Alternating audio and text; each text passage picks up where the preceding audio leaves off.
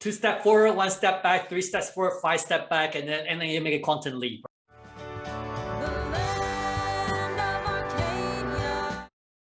Well, hello, my friends. It's Yara Vinay here with you on this wonderful Monday. And I'm joined today by my friend, John Lee from Silver Elephant. And we're really glad to have you back. It's been a little while, John, so I'm sure there's a lot of updates from your side of the world. But instead of, deciding what's going on, I'd rather just ask you, how are you today? I'm doing fine, Yara. Good to be on your show. I think it might have been in June or July when I last came on. So it's being a summer over. We're now in September. Yeah, summer break is over, John. Let's get some silver updates. So it's nice to have you back. I hope you had a nice summer so far. And what's been going on with you guys in Silver Elephant this summer? Well, the summer typically is a slow going for both the metals market and as well as the junior mining market associated with gold and silver. Recall, Yara, when I was talking to Chris back in July, and as well as I've been talking throughout this year since January, that the condition for silver remains murky, and partly because there was an opportunity for silver really to shine and get past $30 in 2020, taking advantage of the toppiness of the dollar. So the dollar has sort of staged its correction from the high of about 102 at the peak of the crisis and crashing down to almost 88, 89. And since the early part of this year, we've been in this mode of counter-cyclical dollar rebounding phase, and it's been ongoing since January and February. And I think what happened in February when the Reddit crowd and the GameStop, that really put a lid on silver, where every last bit of sort of buying power for silver is being exhausted and is being spent in the month of February. And since then, we'll be going through that consolidation. While gold and silver refuse to die, they're in this consolidation pattern. But on the other side of the coin, Yara, that the dollar, refused to break out. So now we're in a bit of a stalemate, where everybody's waiting to see how high the dollar would go in this post-crisis rebound, and everybody's waiting to see how low gold and silver will be while dollar is going through this process of topping out. So summer is it's been quite slow, and so far in the first 2 weeks of September, it seems to be playing sort of still in that flying pattern, Yara. So you're feeling like we're in a little bit of a watch and wait situation, kind of on both sides? Right, exactly. I think in addition to the sort of, we're dealing with the dollar, we're dealing with the global financial system, which is closely tied to geopolitics and what else is going on around the world. And I'm actually quite a bit surprised that the equity market is holding up quite well, given all the uncertainties that's happening around the world, in Australia and in Europe, and all the protests that's happening. Keep in mind again, Yara, one of my favorite books is Reminiscence of Stock Operator. Okay. And the post-crisis since mid-2020, there is really a positive correlation amongst all markets at the expense of the dollar. So what I mean by that is the equity is staged a very healthy rebound across the board, in spite of fundamentals. You're talking airlines and consumer staples and just about everything, even real estate. And same with commodities, copper, oil, base metals, precious metals, and bonds is staged to rebound. So you're looking at really what we've seen so far from COVID crisis is a positive correlation of all equity markets, currency market, bond market moving in the same direction from liquidity. And now it's a question of, once if there's a withdrawal of the liquidity, how is those individual market is going to play out based on their fundamentals. So that is yet to be seen. But what we're looking at is some weakness amongst various different markets here. Like, for example, oil had a bit of a correction and now it's staged back. Same as copper, and platinum is very weak. So I think there's some areas where there's a bit of fundamental weakness has exerted itself. And even in gold and silver, they're below 200-day moving average. So that is a cause for concern. But all in all, Yara, you're right in what you're saying is everybody's waiting and see what's happening. And it's tough to say with a definitive answer, especially given the metals market like gold and silver, Yara. You know, the momentum comes in spurts, right? So you had a couple of marching orders from maybe a journalist fund, and they stick their neck out there and they look around and waiting for follow through, and there was no, you know, substantiated follow through, then they're going to retreat. So that's why you're right. I think the traffic light is still flashing yellow and red, and a lot of people are just waiting and seeing. They don't want to be the leader, and they're just waiting for that big lead of which they can follow. So you had mentioned the February and you know, Wall Street silver and a lot of new people kind of focusing their attention on silver. I know that there's been a lot of people that have been in precious metals for a long time, but for these relatively new to the market people, do you think that there's maybe a concerted effort to make this kind of a wild ride so that, you know, kind of push the new energy, the new eyes out of the market? I know that people have been focused a lot on uranium the last 2 weeks, but do you think that that might be part of it, is sort of tamping down, for lack of a better word, from our friend Rostin Benham, the enthusiasm for the metals markets? Well, I mean, yeah, you know, so the concept of price discovery is long gone. It started with the equity market, the currency market, the bond market, and now the precious metals market. Used to be have the, so answer your question is, I believe so, Era, because used to be you had these Friday smash right in front of the holidays or long weekend, and now it seems to be Monday to Thursday, and Friday you got a bit of reprieve. Okay. And keep in mind, as you said, I think it'll be a lot easier if like if you look at, say, same time a year, say, you know, not a same time a year ago, but if you look at, say, January 2020, or if you look at, yeah, like if you look at 2019, you know, silver was $13, and so if I were to tell you within 2 years silver is gonna go to 23, 24, would you be happy? I think 70-80% of people surveyed would say yes. But instead of what the silver did is, you know, it's spent last July and August, in 2 months, more than double, right? Went to almost 30, and now it's going through this jerk movement. So the Mr. Market, even given the bull market, the best way to shake out of these weekends and these ones, the ones that are sort of without convictions, is through that volatility. And so silver is not a market, you know, there's a market, I would say, 2 step forward, 1 step back. Right. In silver, it's 2 step forward, 1 step back, 3 steps forward, 5 step back, and then you make a quantum leap, right? So you never want to get out of your position. And the way the guys will shake out of the market is, I mean, the other side of the coin, they're very sophisticated operators. They track technical trends as well as you do. So they would deliberately engineer a chart that looks very bearish, and in taking out 50-day or 200-day moving average with heavy volume to try to induce the journalists fund and algos in selling. And that's why, you know, silver was never a good market for the algos or to for the sort of momentum funds to trade, because they do get whipsawed. So I've noticed we've been hanging around 24 a lot recently. Is there any kind of magic power of the algos around 24, or do you think that that's just where we're at because of the doldrums of summer? Well, yeah, since January, I've been telling Chris that all the fundamentals, a lot of that is captured in the price action, in volume, and also in price. So my January forecast was that 9 months ago was that silver is going to bounce between 24 and 28, and that's what we have been seeing. Yeah.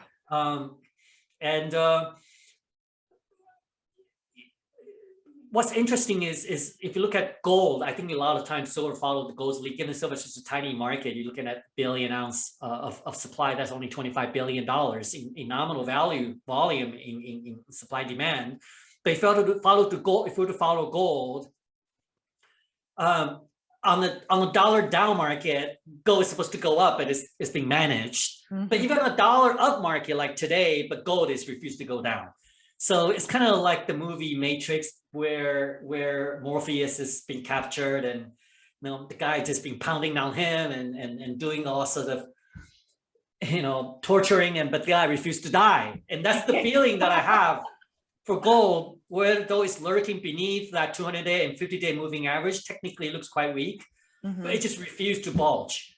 So that is a good sign. And typically in the chart that I looked at for this type of action of guys that are hanging below that resistance level for weeks and months, that just shows that you have maybe one or two players that were artificially exerting pressure on the market.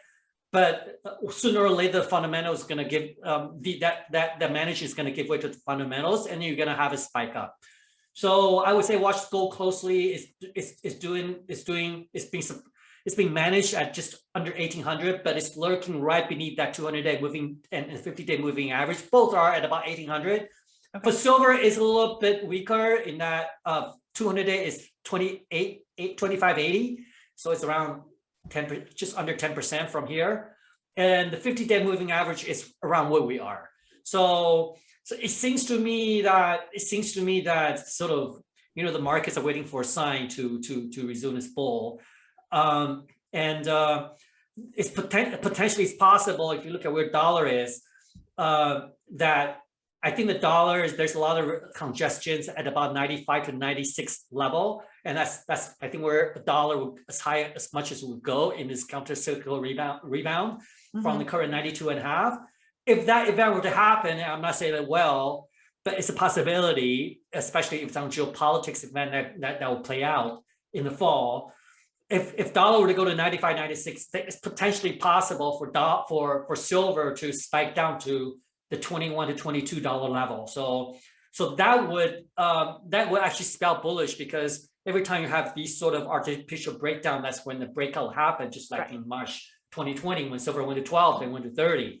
But I would say a 50% chance would happen. And the other possibility is the dollar sort of just dribble downwards until it break down from the 92 level down below 50-day and then break down to below 90, of which then that's going to be the green light for gold and silver. But right now, I would say, I think just overall, for the long-term trader, for the long-term investors, the downside for silver is quite limited, same for gold.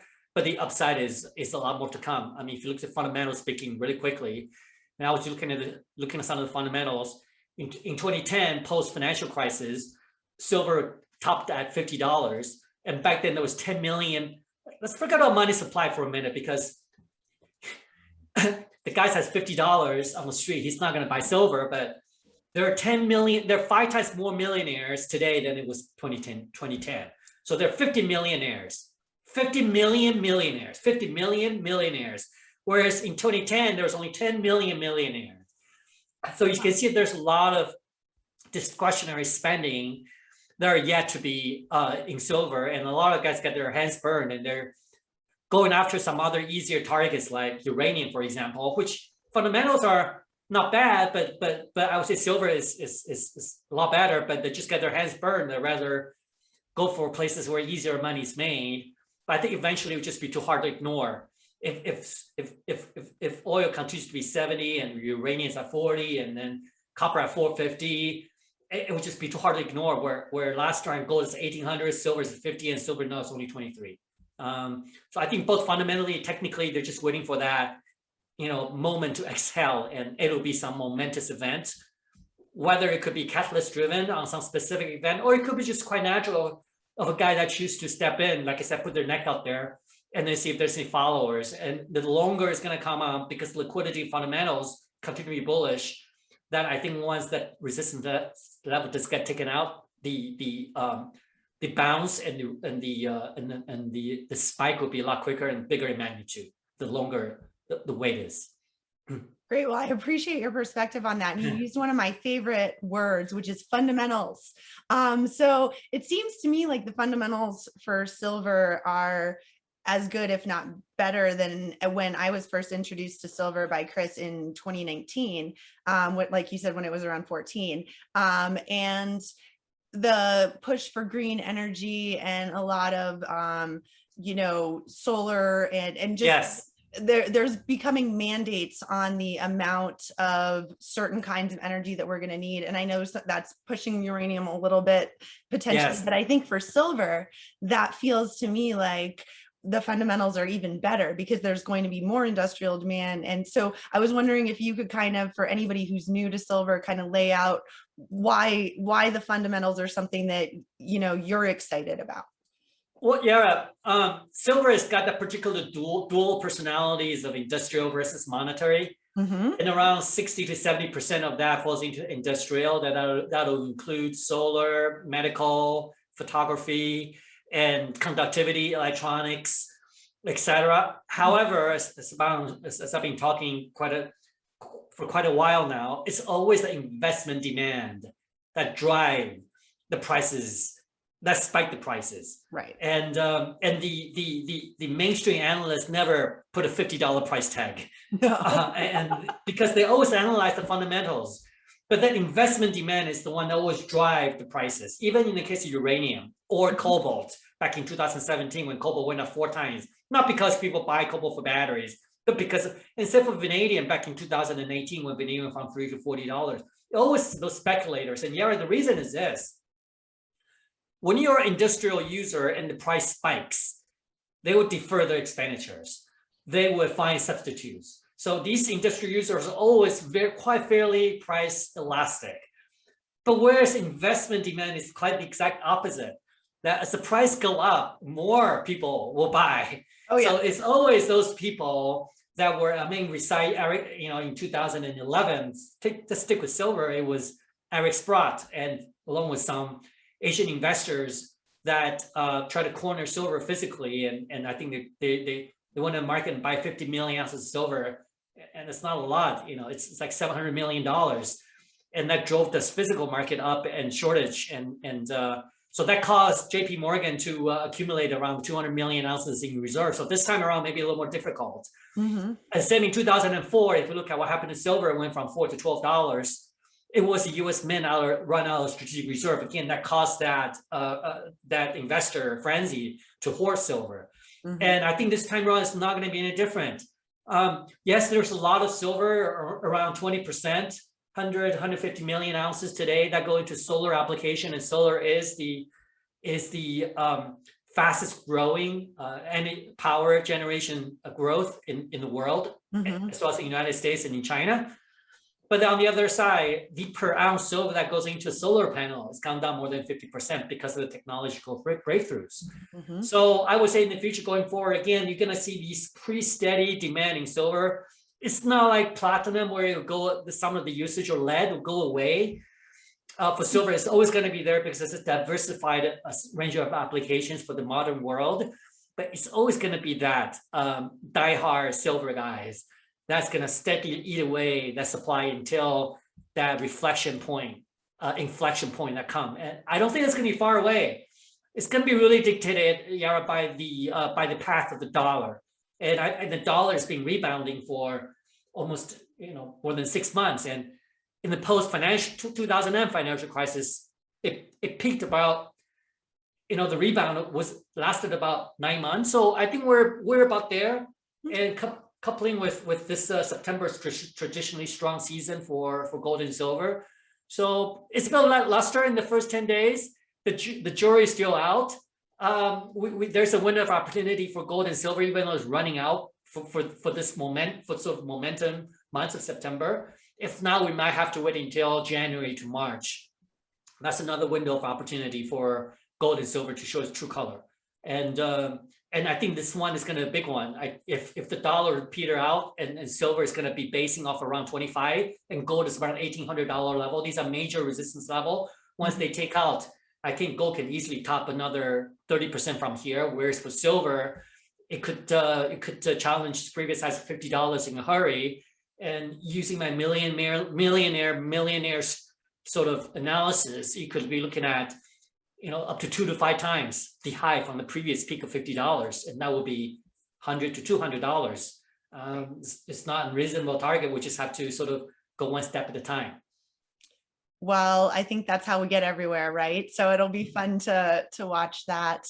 Um, I know we had talked to Andy Scheckman recently from Miles Franklin, and he had mentioned that there were a lot more larger buyers coming in. So maybe we weren't as busy with smaller purchases, but the volume in general was high on the silver because of the larger investors coming in. So I think your millionaires are starting to wake up to silver maybe a little bit more, especially maybe as they're watching the money keep getting printed without any sort of dam in front of it.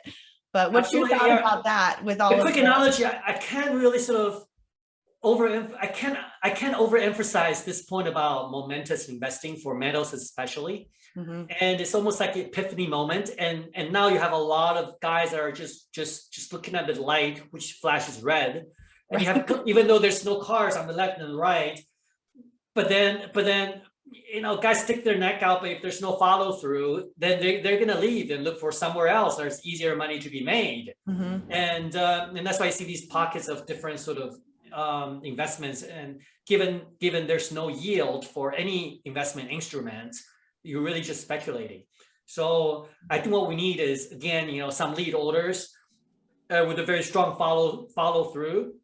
And I can assure you, every time somebody stick their neck out, and the power that on the other side of the managing of the guy, the other side of the guys on the other side of the fence they're doing all that they can to see how can they sort of try to sort of make this crowd go away, and nobody really knows the outcome, and until sort of almost like a tide, right? When it's a typhoon, whether your dam is going to be big enough to fight off the tide. And I think every time it comes, the tide is going to be stronger and bigger and faster, and eventually it's going to break. So there's no question there's some guys that are doing it, and maybe there's some guys more patient, they're just chipping away.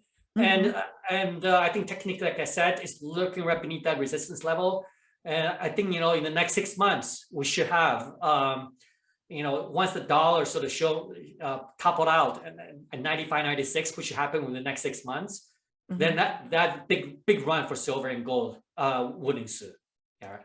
So as one of the people who is actually getting silver out of the ground, which, by the way, I don't know if you know this, but the reason why I love miners so much is that's where the silver comes from. Yes. So I always get excited to talk to people who are personally involved in that. So with what's been going on so far and what you're doing at Silver Elephant, how are you kind of seeing this play out for Silver Elephant, and what have you guys been up to? Well, a couple of things, well, maybe 3 or 4 things, Yara. We're noticing a very significant uptick in costs and slowing productivity, whether it's COVID, government response. Some of the ministries of some governments are having shown up for work entire year, and we're into September. Right. And the cost anywhere from drilling, from logistics, from transportation, parts, consumables, it's all gone up 20 to 30%.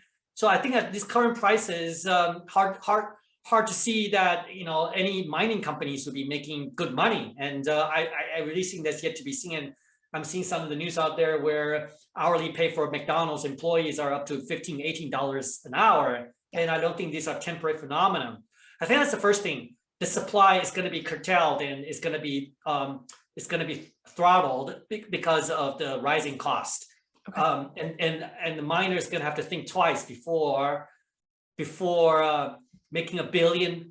Now, before, like 10 years ago, $1 billion mine is like, oh my God. But now $1 billion, like anything of reasonable size, starting price is $1 billion. Right. So I think a lot of, for companies mining companies of all sizes, to make $1 billion a new mine commissioning decision is a lot tougher. And especially if you're looking at a rising metals market, you almost want to defer that decision for as long as you can, because otherwise you'd be shooting yourself in the foot to bring the extra supply to market. So that's one of the beauty of a rising commodity price environment, where naturally the miners want to defer that production decision and then milk it as long as we can. And conversely, in a downward environment for metals, the miners need to bring more production to market in order to make up for the shrinkage in margin. So that's the first thing I would say.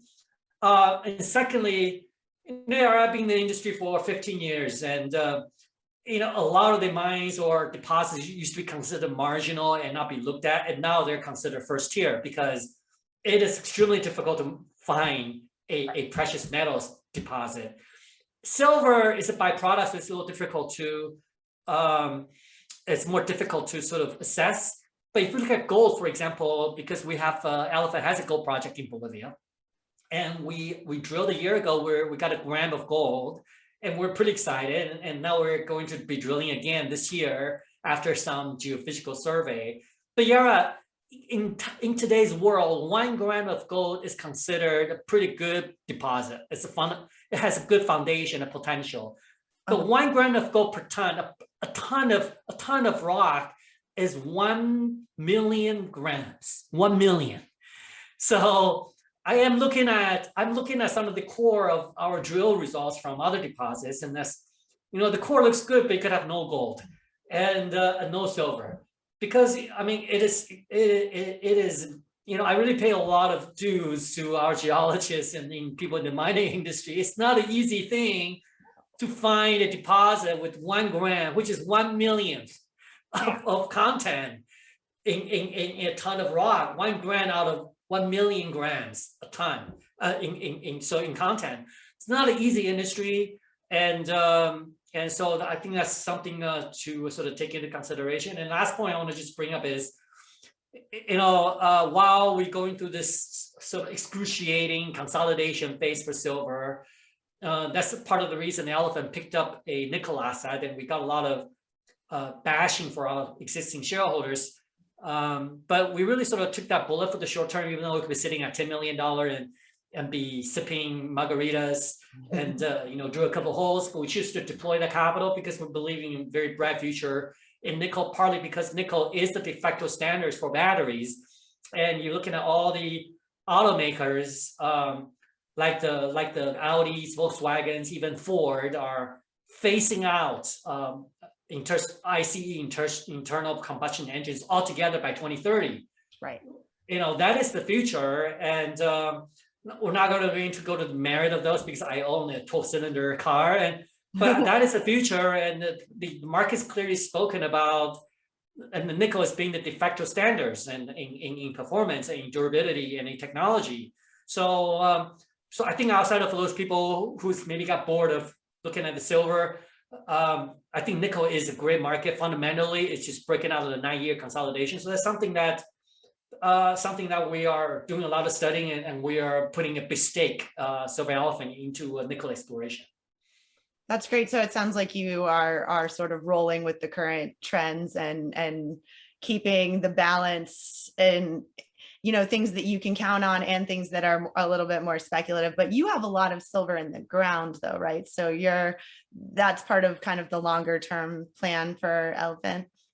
Right. Well, a couple of things. Elephant does have 120 million ounces of silver verified by third-party independent consultants. Mm-hmm. So I think I'm just a little bit closing, Yara. If you look at when you're considering one thing that's sort of that I adhere to as an investor in the last 20 years is when you consider selling a position or a metal or a mining company, looking at whether you make a lot. You'd be a very successful investor if you buy 20% from the bottom and sell 20% from the top. So every time when I'm about to sell a position, I ask myself, should I be buying the company instead? So in fact, every month I look at my trades. Every month at the end of the month, look at my trades, especially picking out the ones where I sold 20% from the bottom, or I bought 20% from the top. And I try to replay in my mind the decision making at the time why I made that decision, which was opposite of what I should be making. So going back to silver, a lot of people gave up, but you know what? The dollar upside is very limited. Fundamentals are great. So I think now is the time where silver is 20% of the bottom that you should be buying. So if you subscribe to that premise, then you look at the silver companies you want to buy, and the companies that will rebound and take advantage of the next wave. you want to look at, what the company has, right? What is company promised and what is company delivered, and what is company, so what is the appeal for investors to double up once the correction mode is over. And I would encourage every investor to ask their CEOs and say, what is your prospect of making a big discovery if you haven't? And if you have already made a big discovery, what is the chance of proving up that deposit to be, or discovery to be, eventually economical? So these are important questions to ask, because right now every company is beaten down 50, 70, 80%. So then the question becomes, some will make it, some won't. Right. And I can show you that, just like the dot-com in 2010, year 2000, or like the first silver bull market in 2006, and the second one in 2011. I've been to two of them. So you want to be really, so now is the time to look in your portfolio and see which ones has the goods that or has the potential to deliver the goods.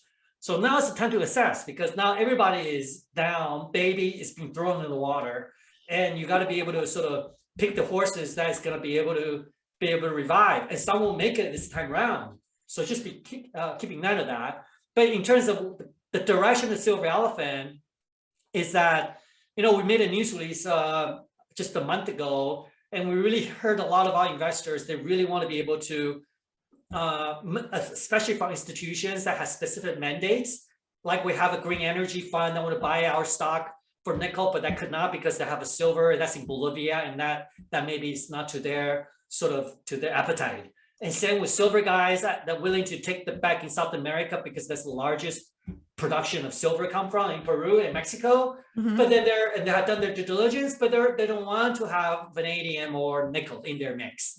So we've listened to them, and I break my promise of not branching out to running different companies, because I don't want my investors to be second guessing as what John Lee is focusing on. Right. We had to break that promise because our shareholders, we listen to them. So I think by the end of December, Silver Elephant is going to be split 4 ways. There's going to be the original Silver Elephant that's be focused on silver.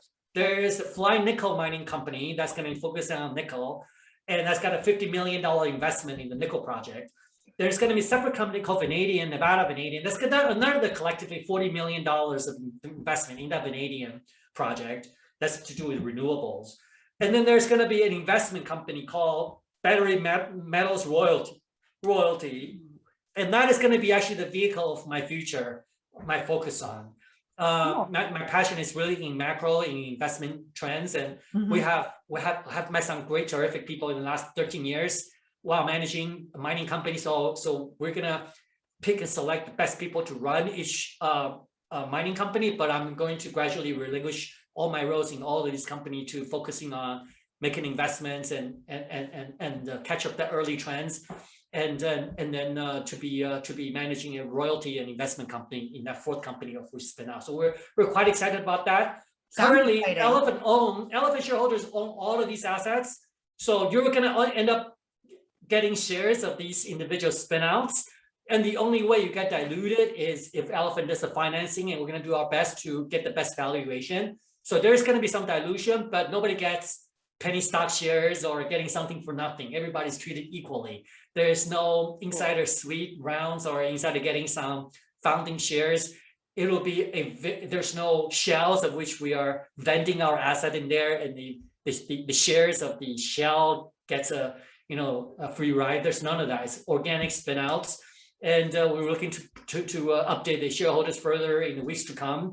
And I think if all goes well, we should have complete that reorganization before year end. Yeah. That sounds really exciting, John. And it sounds like, within your company, you're kind of diversifying for whatever could happen, including, I love the idea of the streaming, like that. Yes. Royalty companies, I really think a lot of people right now are interested in, because, they do want to see returns. And I think with your kind of macro outlook, that'll be exciting. So I'm looking forward. Well, I was an investor for first part of the bull, and I did much better than, because mining company, it takes more than 10 years to develop a mine. And so I look forward to, I think all of our shareholders are getting very good feedback, are looking forward to owning these shares. So some might sell nickel and double up on silver, and some might sell the silver shares and double up on vanadium, and some might sell all and call it a day. So I look forward to provide that choice for our shareholders to embark on next exciting chapter for our company. Well, that sounds exciting to me for sure. And I know you're an investor in your company, obviously, because, why would you trust anybody more than yourself? So can you tell us a little bit about your position in Silver Elephant and just, I know you said you were going to be moving more with your personal energy towards the like royalty side, but what can you tell us about, how you're personally invested in Silver Elephant? Yes, Yara, I recently, right now, I own about 7% of Silver Elephant. That will be about almost 13.5 million shares, and I pay for every single share. I don't have something in my staple, which I could come out of my pocket and exchange for a lot of shares of Silver Elephant. So that position is nearly the highest number of shares I've ever owned in this company. And a lot of that shares come from my recent purchase of over 5 million shares net. And I paid the average around 26 cents a share. So that's about 20% higher than where it is. And I wrote a check of cash well over $1 million to acquire that position. I bought about 8 million shares. I had to sell 2 million shares. I think that because some shares were designated for long-term holding and some were just, I thought it was too good to pass up. And so I had to sell some in the market and lost a lot of money, but all of them starting around 22 to 26 cents. My conviction and commitment to the company has never wavered. And all this cash come with the shares purchased at the market price, and they didn't come in half warrant or warrants. And so I'm very excited. It's near my highest level of shareholding in the company ever. And the remainder of shares would be a long-term holding, maybe plus minus some of the small elements of trading to be buying and selling, buying the bottom and selling, but they will be very small in scale. Yara. Well, that's awesome. I think, especially for people who are new to silver, the idea of leverage through miners is exciting, but then there's so much information. It can be a little bit hard to weed through all of it. And so, getting to talk directly to the CEOs and to people and hearing their enthusiasm, their own investment in their vision and all of that, I think can be extremely helpful for people. But if people want to learn more about what you're doing, I know, let me pull up your website here. They can go to silverelephant.com, but yes. And I know you're also extremely active on Twitter. So yes. What would you recommend for people to do if they wanted to learn more about Silver Elephant and all of the official source is always silverelephant.com. And or if you just go to Google or DuckDuckGo or Yahoo, just search Silver Elephant Mining. You get our website, it has all the information, everything is updated, all the technical reports. Collectively, our project had over $150 million investment. So we're really entering that stage where the dividend is going to be paid as all these assets are near construction decision stage. And I'm also very active on Twitter. If you just go to Twitter and search John Lee at silverelephant.com, you should be able to find me pretty easily. Thanks to Arcadia Economics, we have about 1,600. I have about 1,600 followers, and we also have Twitter and YouTube and LinkedIn, but Twitter is when I'm most active. And Yara, I tell the market like it is. We don't sugarcoat the market, try to entice buying. And secondly, we don't spend hundreds of thousands of dollars hiring third party to tell the same story. Right. And so you get it directly from the source. Yeah. And Arcadia is a sponsor, and it's very nominal sponsoring fee, but it's certainly not in the hundreds of thousands of dollars. Oh gosh, no. Other people paying to be regurgitating the same message that the company says. So it doesn't make any sense out there. And we stick our neck out there, and we have a very big number of supporters, and we all have some people that don't like the company so much. And I encourage always guys to reach out to me directly if you have any questions. We're always happy to entertain questions by email, by Twitter, direct messaging, or even by call. If you have any specific questions of which that couldn't be answered through existing channels and information that are publicly available, Yara. Well, what I really appreciate that about you, John. You're very candid and you respond to people immediately on Twitter. And I'm sure running a company is a lot, but also, being engaged with potential or existing shareholders is really, I think, a testament to the fact that, you're doing what you believe in and you're happy to discuss it with people. And I love that about mining. You can't just call up Tim Cook from Apple and find out what he's thinking. But with mining companies, you literally can interact directly with the management teams. And I think that that's one of the things I really like is kind of the transparency in the space. And I know that you're very forthright, and I appreciate that about you. And I am one of your Twitter followers. And so I do appreciate that. But as far as, anything Silver Elephant related, is there any kind of last words that you'd like to say to anybody who might be interested in getting more information, or some questions that have been maybe on the forefront of people on Twitter's minds that you've been answering recently? Well, yeah, I think a lot of disillusioned investors out there, a lot of what I know is from January, because for 10 years I was investors from 2000 and 2010. So I'm seeing some of the same. I think we're quite near the sort of the reckoning moment or the inflection point, and I'm seeing some of the despair that I saw in the early 2000 or the sort of the 2016, 2017. So I think the fundamentals couldn't be stronger. Silver going forward, nothing has changed. The money printing continued. The yield will stay low. And I think a lot of people are looking for alternative investments, and I think now is the time to, as I said, look at your stable, diversify, and given that all the babies throwing into the bath, that pick the winners. Now is the time to pick the winner, because some guys will be stuck there, and when the rebound happens, out of a 10-year period, the commodity market's been about 7 years going sideways, 2 years going down, only 1 year going up.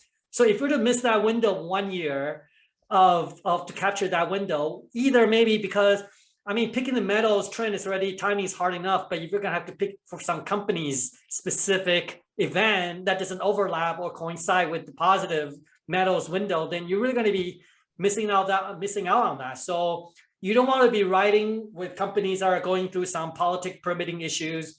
You don't want to be waiting with companies that are, going over with some community issues or some specific government permitting issues or metallurgical issues, or companies waiting for drill hole results of which there's no other prior resource already been discovered. Mm-hmm. So those are maybe my 2 cents, and I hope to be able to still continue to communicate with our shareholders to the best extent that I can. Mm-hmm. And yeah, we're gonna have some interesting times ahead. Yeah, I'm looking forward to a fun fall. It's one thing about silver is even when it's in the doldrums, it's not boring.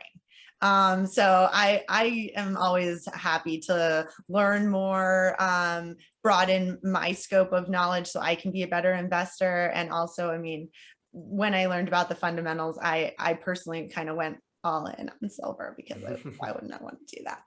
But so it's always fun to talk to people who are, really putting out great information, and also being very forthright with, like you said, you don't sugarcoat things. And I think that that's a thing that I appreciate when I'm talking to people is the realism, but also the positive outlook. So thank you for sharing that with us, not only on the show, but also on Twitter. And I know people can sign up for your email newsletter on silverelephant.com. Yes. And all of my Twitter. Yes, follow the Twitter. That was. And send my regards to Chris. I know he's having difficulties with Wi-Fi. He's doing his margarita there in Mexico, and yes.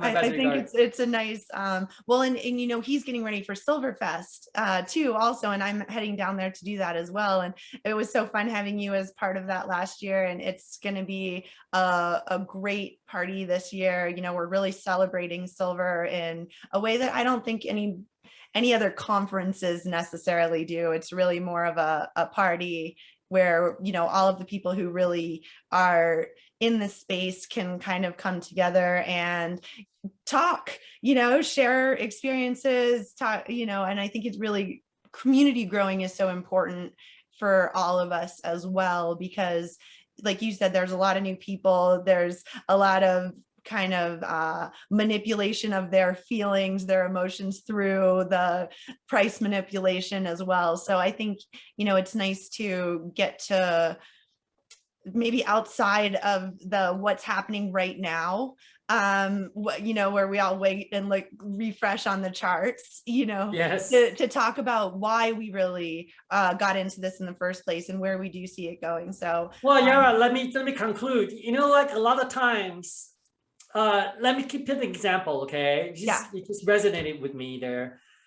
You will plan on, say, today I'm going to go for pizza, okay? So you, in the morning, you're thinking about, okay, tonight I'm going to go for pizza. Oh, yeah. So you plan all this pizza, and then lunchtime you figure out what to go, the pizza. And then all of a sudden, like when the pizza tent comes and you drive by the corner and you saw like burrito or taco, right? And for some reason, like all your planning went out of the window and you went for the taco and you regret it. Same for traveling, right? So all of a sudden you say, I'm going to book this trip and go to here and go to this hotel. And then all of a sudden, last minute, you heard somebody say that, and all of a sudden you change your mind. Stay true to your conviction. And that's why a lot of people don't make their money, because in the last minute, when the moment really, really counted, you got distracted into doing something else. And that is by design. So I'll just say, stay true to your conviction, stay true to your belief, and meditate. And I'm very confident that the truth for silver, because the facts don't lie. That's got the highest frequency. The use for silver is not going away. So just stay true to your conviction. Don't give up. Don't give in. And the beacon of light is the light at the end of the tunnel, not far away. Yeah. I love that. I think that's a wonderful place to kind of wrap up for today. And I really appreciate you coming on and sharing with us. And personally, like, I've learned a lot from listening to your interviews with Chris. So this is wonderful for me to get to do this with you directly. So thank you so much for coming on today and sharing your insights, and also, what your company is doing, because I think that's a big part of the whole story is, where does the silver come from, and how do we get there, and what do we need to do along the way? So it's fun to hear your mental thought processes on that. And thank you for sharing, what Silver Elephant is doing with us. And for all of you that would like more information, please check out silverelephant.com or find John Lee on Twitter. And John, thank you so much for spending this last 45 minutes. Thank you so much. It's so easy to talk to you for a long time. Like you've got a great energy about you. And I love how you really brought it back to stay true to what you know, and, meditate. Being the calm in the storm is the best way to make, great decisions. And so, don't get buffeted around by every headline that comes, or any, morning smash down, like that's like, the dust in the wind, but we don't have to get blown over by it. So yes. Cool. Thank you, Yara. Thank you, John. And I hope that you have a wonderful week, and we will hopefully hear some updates again from you shortly. Certainly will do. Thank you. All right. Thank you. And thank you everybody for watching. And please remember to like, share, subscribe, visit silverelephant.com, and follow John Lee on Twitter.